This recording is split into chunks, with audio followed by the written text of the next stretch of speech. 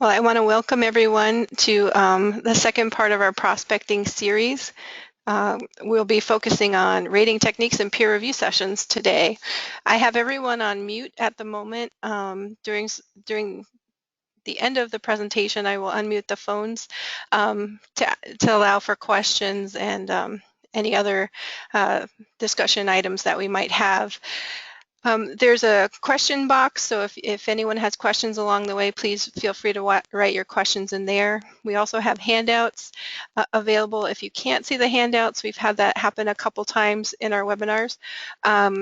Please let us know afterwards and we can certainly send the handouts to you, but there is a handout section and you should be able to download them right from your pop-up box for your GoToMeeting.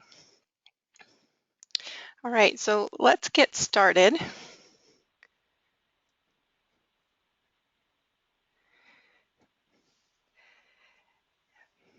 So our session on rating techniques and peer review sessions is going to focus today on a review of our first session, which was about finding wealth in the community. So just a few review points from that first session.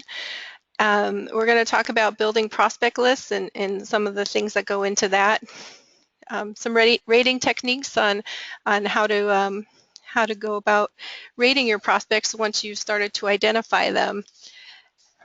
And then we'll do a review of our peer review techniques and some best practices around there. What we're trying to do with this session is really help to increase the understanding of prospecting best practices and rating techniques, and hopefully by the end of this provide some helpful tips and tricks for conducting a peer review. So in every session that I do, I like to talk about 3 guiding principles of prospecting. They're key to everything that we do in relation to prospect identification and prospect development. And that is really about these 3 things: the ability of your prospect to give a financial gift to your organization, the belief or affinity in your mission, is there an inclination or interest in what you do, and then contact or accessibility. Do you have a direct way to connect with your prospect? If you have a prospect with a large ability and perhaps even a belief in your organization, but you don't have a way to access them, then they're simply a suspect until you can move that relationship forward through an access point. So these 3 things are important, and we'll go over them several times throughout our webinar. So prospect lists, where do prospects come from? And I'm going to ask the group a poll question about that. So in your opinion, where do your prospects come from?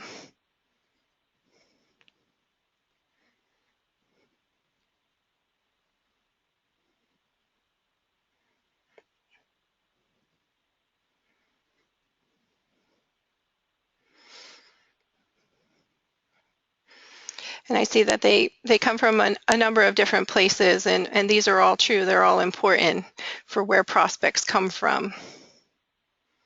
And then I'm going to close that poll. And then the next point is, when you're building prospect lists, it's important to know where your prospects come from. They come from your donors, volunteers, corporations, foundations, the community at large. But of that list, it's important to look at, who do you already know? And a question I have for the group is, how did some of your first prospects or your top prospects come to you? Did they come from board referrals or mail, online, special events? Were they over the transom or out of the blue?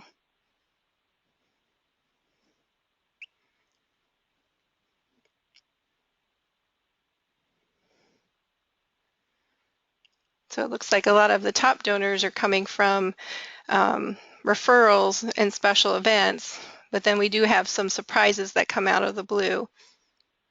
Thank you for sharing that.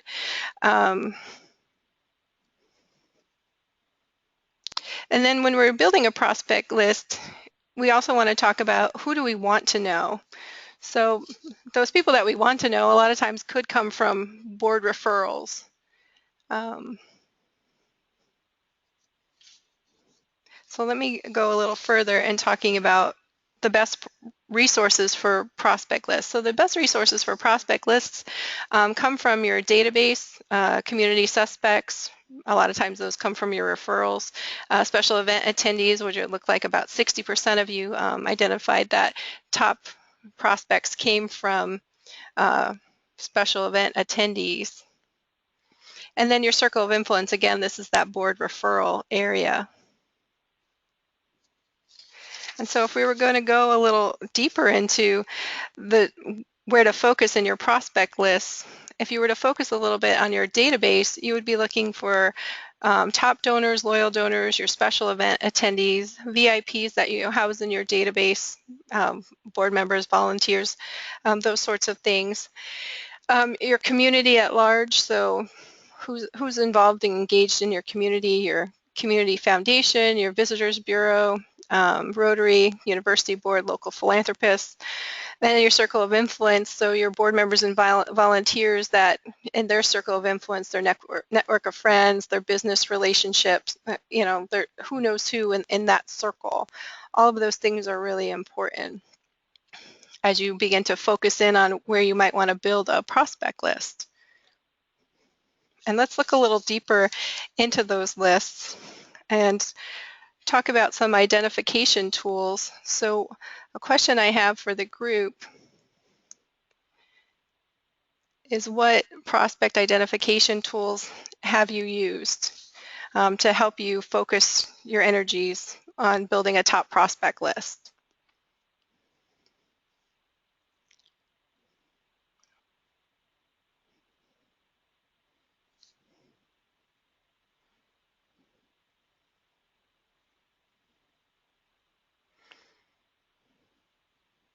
And it looks like the majority of people are using a top donor list from most likely from your database as well screening. And those are both great tools. And we're going to talk about how to take those lists and do more with them in terms of identifying belief and accessibility in your prospects, those guiding principles. So thank you for that.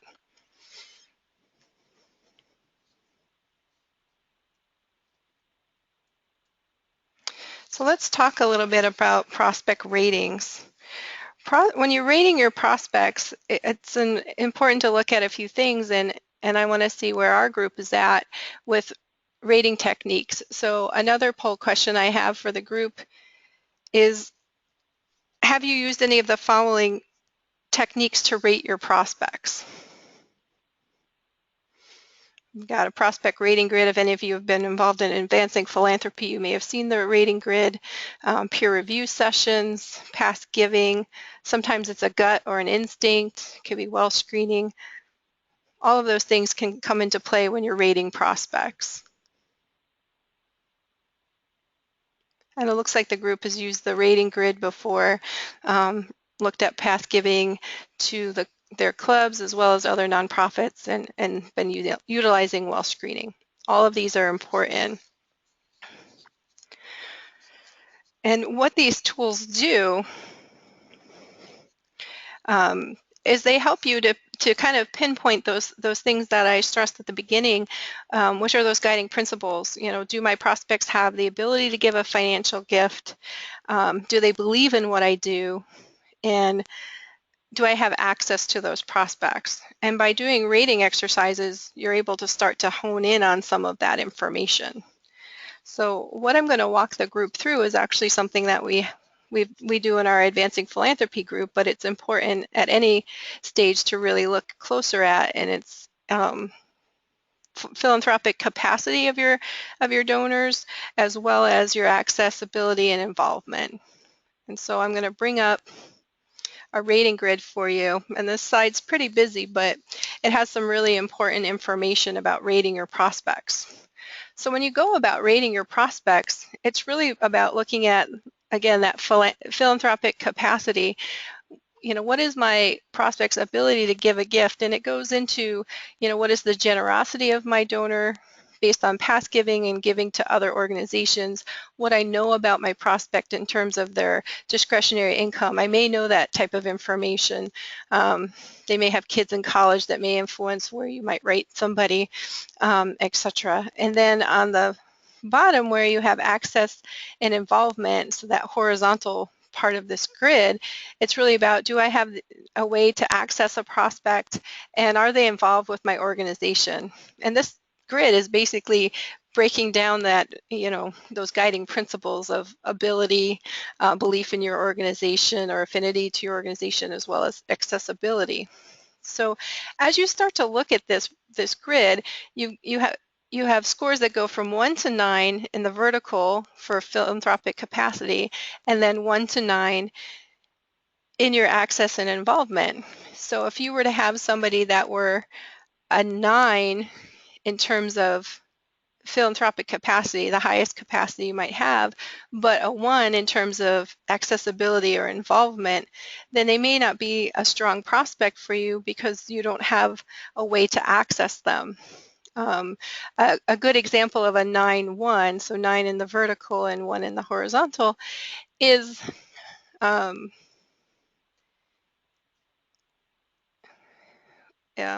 I'm sorry, technical difficulty, I apologize. So, okay. So if you have a 9-1, so 9 in the vertical column and 1 in the horizontal column, that might be someone like a Bill Gates who has a lot of capacity but may not have accessibility to him, or he may not be involved in your organization. He may even believe in some of the things you do because he does support STEM research and other things like that. But if there's no access to someone like a Bill Gates, then he's simply a suspect and he remains a 9-1. But you may have somebody who is warm to your organization in terms of accessibility. So they come to some events, you've had some visits with them, but you don't really know exactly how interested they may be in your organization, and they have capacity, but you're not sure of how big capacity they might have. So they may be a 6-6, so they're at the highest, highest realm of the intermediate level of this grid. So they're a 6 in capacity, but and a 6 in accessibility. So those are ones that can be moved closer to an A or a hot prospect.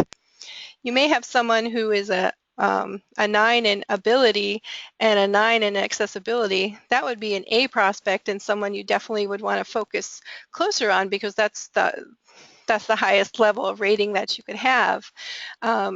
If you had somebody that was a 1-1, so low capacity and low accessibility, then that's the weakest prospect and not necessarily an area you want to focus on. But if you had somebody in this lower philanthropic capacity area of a 1 through a 3, and they had a high accessibility, this 7 through 9 on the horizontal column, then those are people that you might want to look at for planned giving, because there's a lot of loyalty in there and some capacity. And so that's an area to look at maybe from a planned giving perspective. Not to say that planned giving prospects don't have high capacity, but a lot of them can be your loyal volunteers. So it's an area to look at. One way to kind of break this down for use for yourself in terms of accessibility and involvement, you can create a point system for yourself. So if you looked in this lower left corner for, general public, close to a board member, so they're in their circle of influence. They may be a former board member, a committee member, a current board member, those sorts of things. Previous major gift donor, then you could assign points to them to kind of figure out where they might sit in terms of accessibility and involvement. And then in terms of capacity, this is really for you to set your capacity of where you're at. So one club, one may be $5,000, another club it could be $25,000, and the 9 could be 100,000, it could be a million, it could be 50,000. It really depends on where you're at, but that's what this grid is designed to do. It's just kind of designed to look at capacity and meeting you where you're at in terms of capacity of your of your prospects, and then assessing that involvement down at the bottom and figuring out, how you might want to assign points to your prospects. Any questions on this so far before I move to the next slide? Please feel free to type something in the questions box if you have any questions on this. Okay. Well, I'm going to keep going.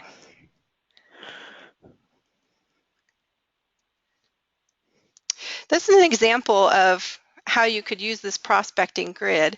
And so in your handouts, you have both the colorful grid of the A's, B's, and C's, and you also have the sample template, this is what the template would look like. And so I've populated it with a few examples. So for example, I have Bill Gates in here, who's a 9-1. He has high capacity in this example, but low accessibility or involvement. This M. Jones has good capacity and higher affinity or higher access and involvement. H. Hall has lower capacity, but definitely is very involved and engaged with the organization.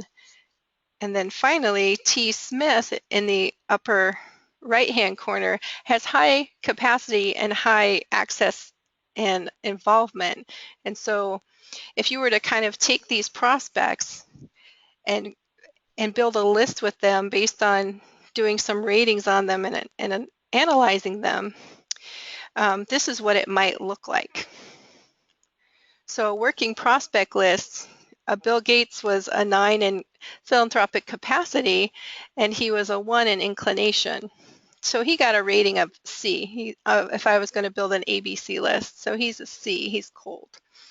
And M. Jones is a 6 in capacity and a 7 in accessibility. And so from that grid, they were both a B and an A. So depending on where the focus is this an annual campaign where you want to work with those prospects that are warmest to you, then M. Jones might be bumped up to an A because there's strong accessibility to M. Jones, but the capacity isn't exactly at the highest level, so that person could be bumped up to an A based on that, or could stay a B because you want to focus on giving level as well as accessibility. But they're currently a B, but they could go higher if you wanted to focus in a certain direction. H. Hall got a 2 in capacity and an 8 in accessibility, so had a C level capacity and an A level involvement or inclination, and so they would be in a B, but if you were looking for a planned giving pipeline, they might be an A because they have high involvement in the organization, and that's an important component of a planned giving prospect. And then finally, your T. Smith is clearly an A because based on that grid, they fell into both the highest capacity level and the highest level of accessibility and involvement. So that's just one way to kind of look at this grid a little closer and how to kind of populate that information. So based on this information, a next step might be a peer review. And so peer reviews, let me ask the group a peer review question.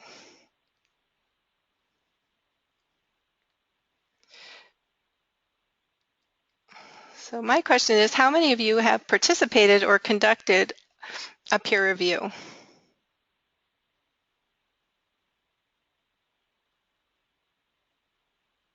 I'll just take a few minutes to look at that.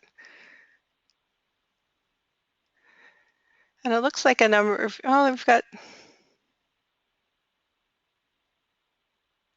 I've kind of got a mix of people who have and have not participated in a peer review, and that's okay. We're going to talk through that today.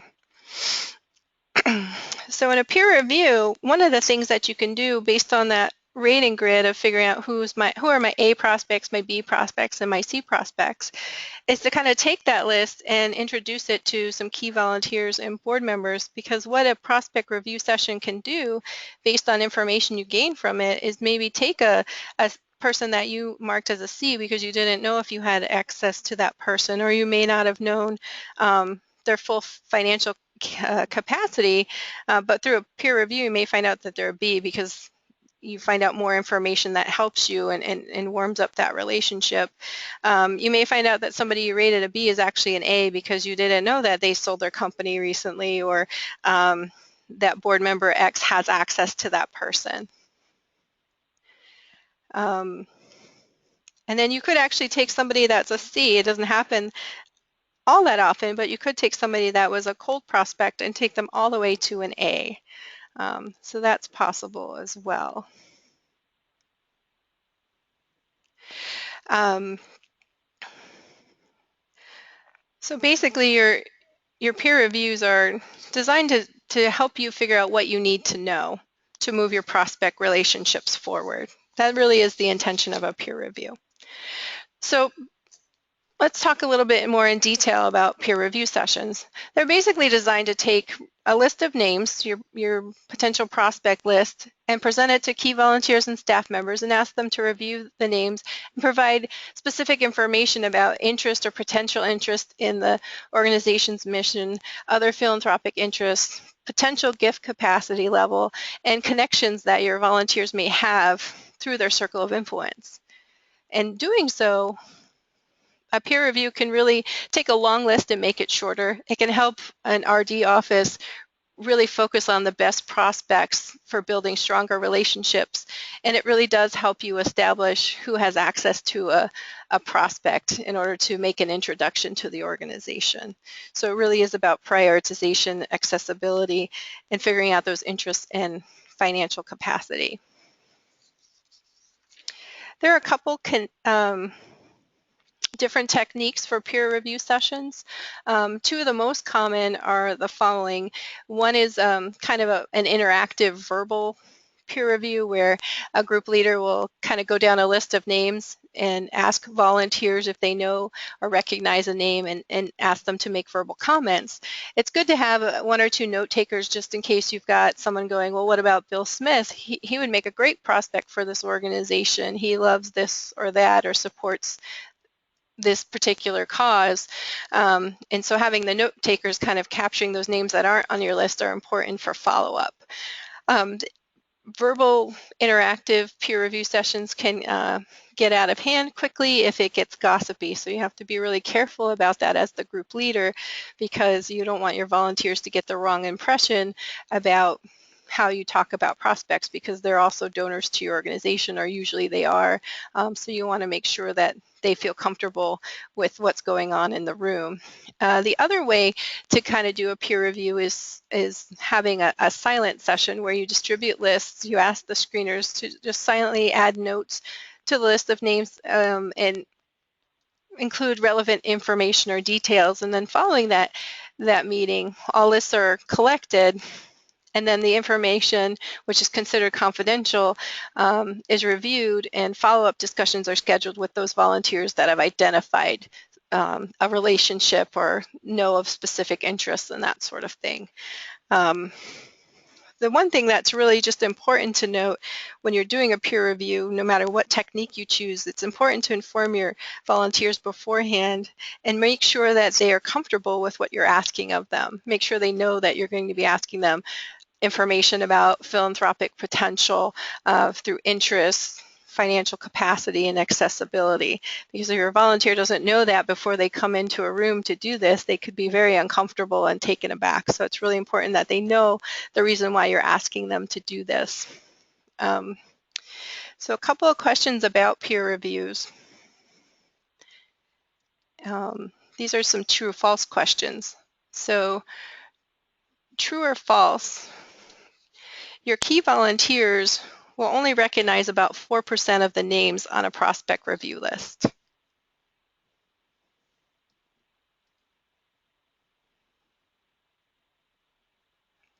Okay. It looks like we're split on this one. The answer is actually true. Your volunteers will usually only know about 4% of the names on the list, and it becomes really important to staff your volunteers for success because if they have a list in front of them and they think, gosh, I don't know anybody on this list, they start to feel like they've failed you, but they also feel like they've failed themselves. And they think, God, I don't know anybody. I've seen this happen. And this is actually an industry statistic, but I've actually seen it happen when I've done peer reviews. And so by letting your volunteers know that I don't expect you to know every name on this list, but that one name that you do know will help us get that much further. And we really appreciate any information that you're willing to share. You know, that's important. Another true false question I have for the group is sometimes it takes up to 3 times of viewing a name before a volunteer identifies a relationship with that prospect.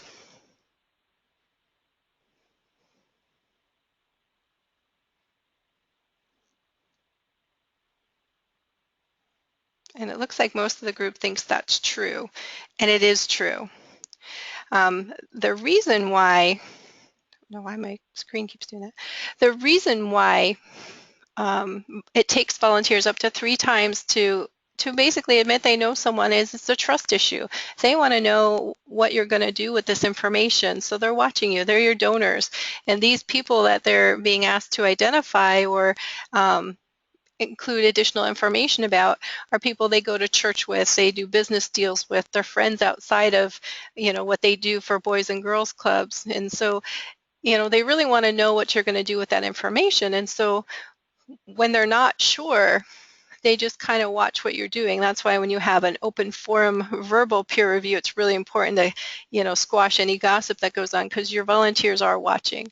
They want to know what you're going to do with that information. So it really is important to make sure you are building trust during this process. It's important that they know that the information is confidential. So some best practices around peer reviews are really what we talked about already, which is making sure you're staffing your volunteers for success and that you don't expect them to know everyone on the list. Also really important to have more than one peer review session to accommodate your volunteer schedules. They won't be able to make the one session, so having more than one is really important. They can happen in a variety of ways. They can be in a group, they can be one-on-one, and they can happen in a variety of venues. When you have a one-on-one session, that's a great stewardship visit with a key volunteer or board member or a longtime donor to say, you know, we're getting ready to do this project and we'd really love your help in identifying some people for us to go see. And it's a private meeting where they may feel more comfortable sharing some of that information. It's really important to advise volunteers that the information shared in a peer review session is confidential, both the information that you're sharing but also the information that they are sharing with you, that you consider that confidential, so that they know that if they share that information and say, I do know John Smith who runs the XYZ business in our community, that they feel confident and that the information shared isn't going to be spread everywhere. So that's really important. In one of the handouts that's available to you on peer review sessions, there's actually a sample template for a confidentiality agreement. It's a simple one that basically says what I just stated, that the information that the organization is sharing with the volunteer is confidential, and the information that the volunteer is sharing with the organization is also considered confidential. So sometimes that's a good thing to have as a best practice. It's also important to have a manageable number of prospects that can be reviewed in a 1-hour session. So if you're having an open forum kind of verbal peer review, then, you know, you may not be able to get through as many names, and it depends on, you know your volunteers better than anyone. So if they're a chatty group, you may not be able to get through as many names. So anywhere from 25 names to 100 names, depending on what you're doing. And one of the best practices also that I don't have on here for peer review techniques is maybe doing a combo of the verbal and the silent session.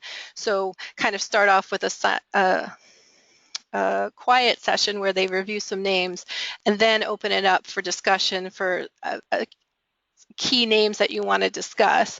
And open it up for a verbal discussion on those particular people. So kind of the combo kind of would appeal to the broadest amount of volunteers because they have an opportunity to kind of state what they know written without having to say it out loud, so they can share it with you without having to say it in the room.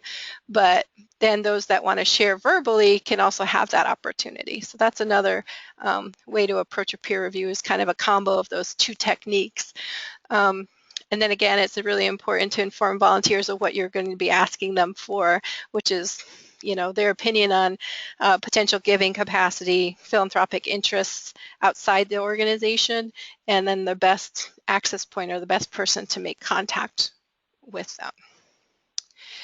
This is a sample of a peer review that you might put together. In the peer review session handout, there's a template for this. But basically what you would do is you would include your donor, and everything in yellow is what the RD office would include. So it would be the last name and first name and a city and state. And the reason I recommend city and state is so that you don't have to spend a lot of time answering the question of, is this John Smith from Tampa, Florida, or is this John Smith from Sarasota, Florida? Because what the volunteer will say is, if this is the person from Sarasota, then I know that person. But if it's not from Sarasota, I don't know that person. So having the city and state just kind of keeps those questions to a minimum. So that's why I recommend that. And what you ask your volunteers for is everything in the blue. So you're asking them, who is the best contact for, Mr. Moneybags, and what is the best capacity for Gail Gifty, who's the second one on here. What are the potential, I'm sorry, I don't know why that keeps doing that. What are the potential interests of this person, and any other comments they might have? So this is an example of what you might learn in a peer review. You might find out that board member X is the best contact for Mr. Moneybags, and they believe that 25,000 is probably the best capacity for him. They may even tell you things like, well, he's committed to the hospital right now, and so this may be the best first step gift, and there may be a bigger one along the way. Those things can happen afterwards. They're saying that the interests are art scholarships, basketball, at-risk children, and Mr. Moneybags is actually a golf buddy of board member X. So these are the types of things you can learn from a peer review, and then build from there. Any questions so far?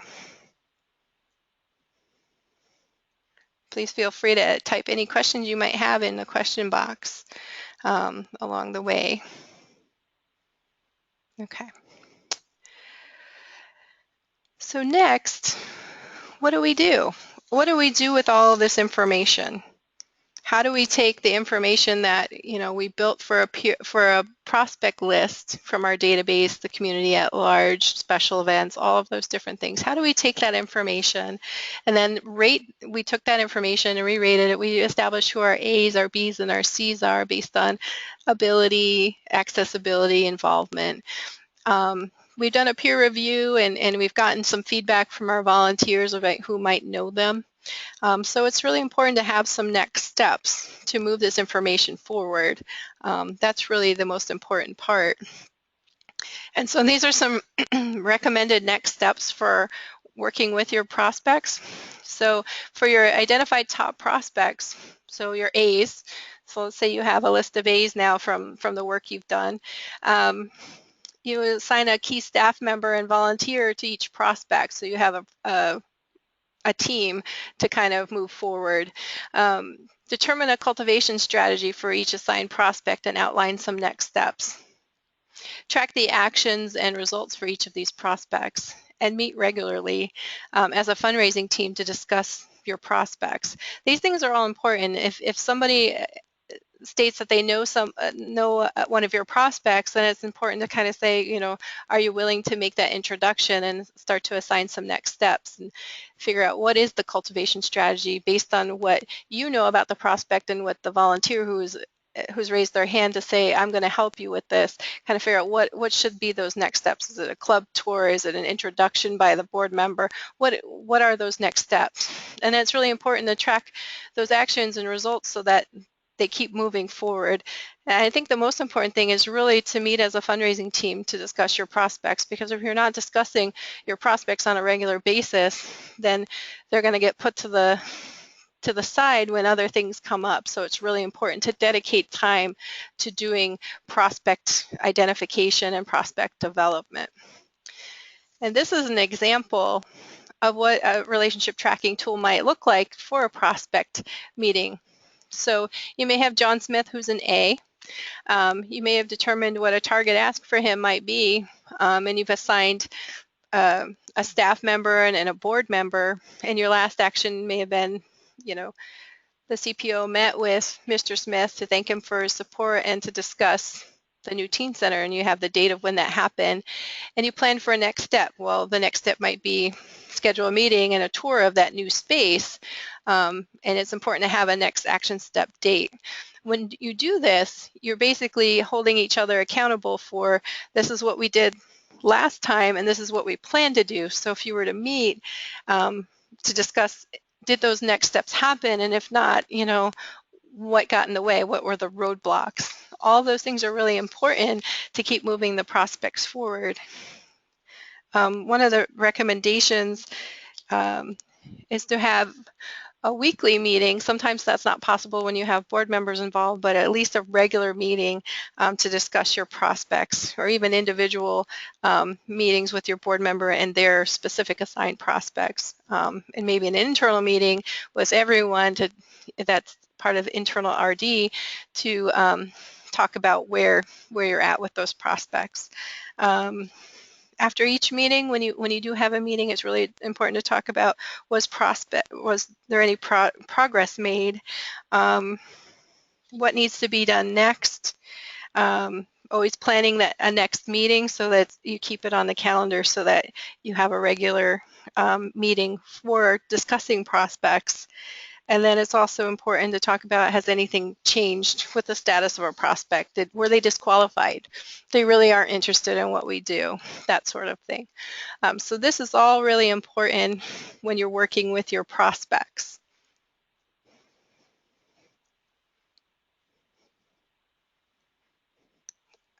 Now I want to open it up to questions from the group. So I'm going to unmute everybody.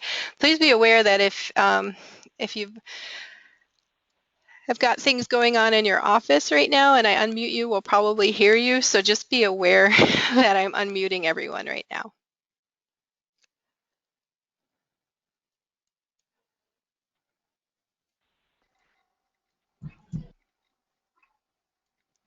Or I'm attempting to unmute everyone.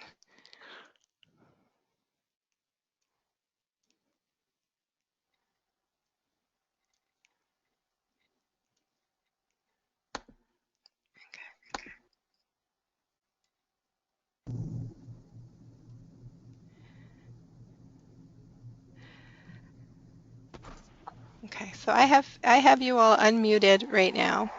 And I'd like to know if anyone has any questions about the session or specific topics around prospect rating, peer reviews, any of that. Or you can type a question into the question box.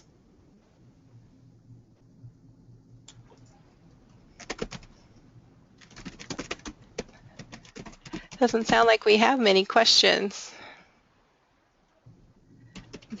Is everyone prepared to go off and do some prospect ratings with the information shared today? Perhaps do a peer review. What are your thoughts? Okay. Well, I'll leave the lines open. I just want to let everyone know that our next session is on April 12th at 2 p.m. Eastern Time, and this is really going to go in depth into moves management and metrics. So it's going to be moves management best practices, tips for successful prospect strategy meetings with your internal stakeholders, some tracking techniques, go more into detail on that brief slide I had on relationship tracking, and then really talking about metrics for measuring success.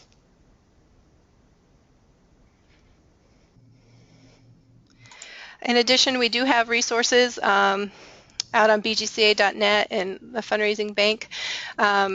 Some recommended documents to continue your prospecting are do-it-yourself prospect research, the prospect rating tool, prospect assessment worksheet, which we reviewed in our first session, how to handle confidential information. There's a prospect readiness form for kind of plotting out some next steps, and peer review sessions are also out there on bgca.net, but like I said, you also have them in the handout box here, so if you wanted to download that information, please feel free to do that.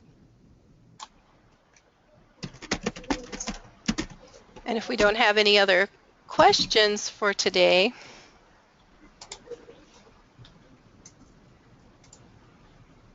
then I'm just going to say thank you for attending today, and I really appreciate your attendance. Thank you.